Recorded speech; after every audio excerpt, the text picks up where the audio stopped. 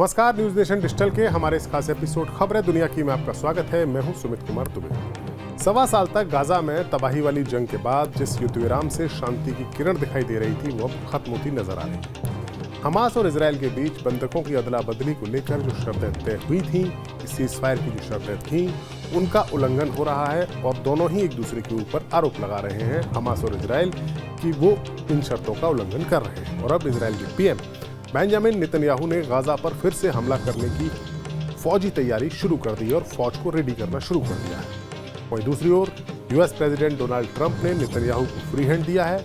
वहीं हमास के समर्थक यानी यमन के हूती बागियों ने भी अब इजरायल को सीधी धमकी दे दी है।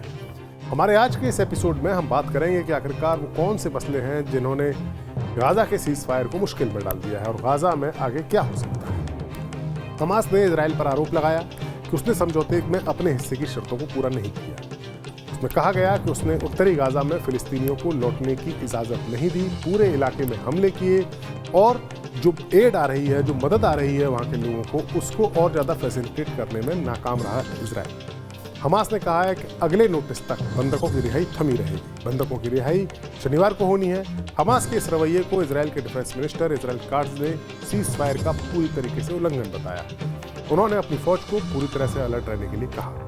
दरअसल सीजफायर की शर्तों में ये बात थी कि नॉर्थ गाजा से जो फिलिस्तीनी बेघर हुए हैं उनकी वापसी की जाएगी। हुआ ये था कि जब गाजा पर इजराइल ने हमला किया था तो जो नॉर्दर्न गाजा का इलाका था, जिसे हमास का गढ़ माना जा रहा था, वहां के नागरिकों को दूसरे हिस्से में राफा बॉर्डर की तरफ जाने के लिए कहा गया था ताकि इजरायली फौज वहां पर आसानी से हमास के साथ युद्ध लड़ सके। वो लोग राफा बॉर्डर की तरफ यानी इजिप्ट की तरफ चले गए।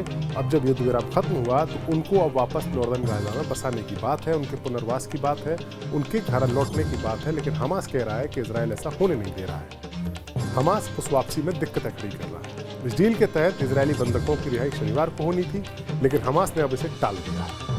अब बेंजामिन नेतन्याहू ने हमास को सीधी धमकी देते हुए कहा है कि शनिवार तक हॉस्टेजेस को रिहा नहीं किया गया तो गाजा सीज फायर खत्म माना जाएगा। नेतन्याहू ने अपने जो सुरक्षा कैबिनेट है, सिक्योरिटी की कैबिनेट है, उसकी युद्ध मंत्रिमंडल की बैठक की और उसके बाद कहा कि इजरायल गाजा में मिलिट्री ऑपरेशन को फिर से शुरू करेगा। इस बैठक के बाद बयान जारी करके कहा गया कि अगर हमास ने शनिवार दोपहर तक हमारे हॉस्टेजेस को रिहा नहीं किया तो युद्ध विराम समाप्त और आईडीएफ यानी इजरायल की डिफेंस फोर्सेस को अब तक फिर से एक बड़ी लड़ाई शुरू कर देगी जब तक कि हमास को फाइनली पराजित नहीं किया जाता। हालांकि उन्होंने ये स्पष्ट नहीं किया कि क्या वो सभी बंधकों की रिहाई की बात कर रहे हैं या किसी स्पेशल ग्रुप की जो कि सीज फायर के तहत तय हुआ था।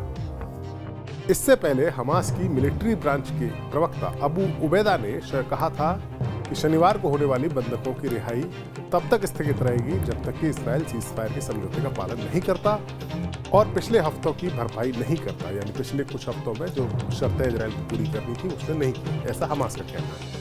अबू उबैदा ने इजरायल पर फिलिस्तीनियों पर गोलीबारी करने, नॉर्दर्न गाजा में लोगों के रूट लौटने में देरी करने और इस गाजा पट्टी इलाके में मानवीय सहायता को पहुंचने से रोकने का आरोप लगाया। उन्होंने कहा कि शनिवार को इजरायल और फिलिस्तीनी बंधकों की अदला बदली होनी थी, जिसमें सैकड़ों फिलिस्तीनी कैदियों के बदले में 3 और इजरायली बंधकों को रिहा किया जाना था। हमास के प्रवक्ता ने यह भी कहा कि 19 जनवरी से शुरू हुआ सीज फायर काफी हद तक कायम है। हालांकि कुछ ऐसी घटनाएं हुई हैं जिनमें इजरायली फोर्सेस के द्वारा फिलिस्तीनियों की हत्या की गई है और हमास ने बंधकों के नाम बताने में देरी की है जिन्हें वो रिहा करना चाहता था। हमास के इस बयान से यूएस प्रेसिडेंट डोनाल्ड ट्रंप भी आग बबूला हो गए हैं।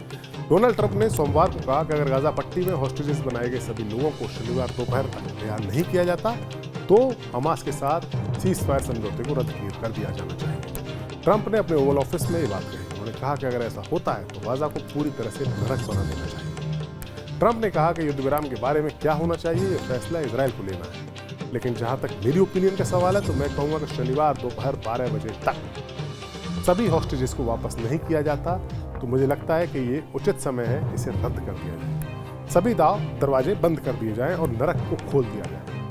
ट्रंप ने कहा कि सभी बचे हुए बंधकों को एक ही बार में रिहा किया जाना चाहिए, थोड़े थोड़े करके नहीं, 1, 2 या 3 या 4 के ग्रुप में नहीं। हम उन सभी को वापस देखना चाहते हैं। इजरायल इस सीज फायर को रद्द कर सकता है, लेकिन मैं अपने लिए बोल रहा हूँ शनिवार 12 बजे अगर ये नहीं होता है तो नरक के दरवाजे खुल जाएंगे।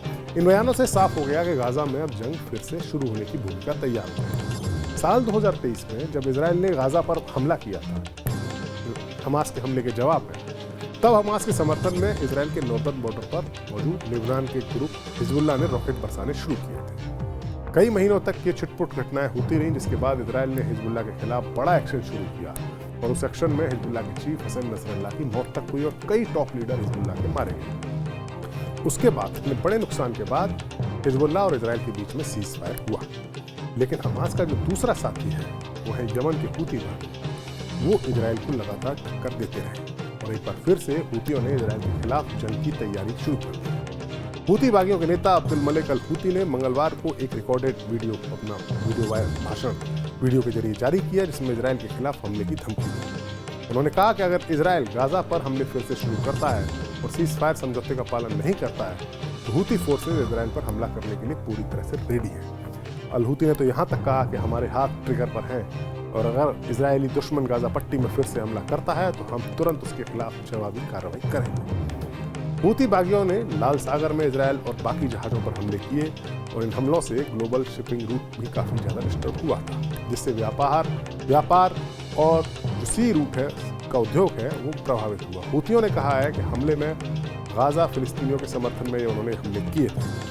हूतियों को नेस्तनाबूद करने के लिए अमेरिका और इजराइल ने कई बार एयर स्ट्राइक्स की, लेकिन हूतियों को कंट्रोल नहीं किया जा सका। हूतियों ने करीब 2000 किलोमीटर दूर मौजूद इजराइल पर भी सीधे ड्रोन और मिसाइल से हमले किए, जिसमें कई मिसाइल्स या ड्रोन तो इजरायली एयर डिफेंस सिस्टम रोक भी नहीं पाया। गाजा में सीज फायर के बाद हूतियों ने हमले रोक दिए थे, लेकिन अब जब फिर से जंग शुरू होने की धमकियां मिलने लगी हैं तो हूती भी अपने हथियारों के साथ फिर से तैयार नजर आ रहे हैं। अब देखना यह होगा कि शनिवार को क्या होता है, सीज फायर जारी रहता है या फिर गाजा की जंग फिर से शुरू हो जाती है। हमारा वीडियो आपको कैसा लगा कमेंट सेक्शन में जाइए और अपनी राय हमें जरूर दीजिए। नमस्कार।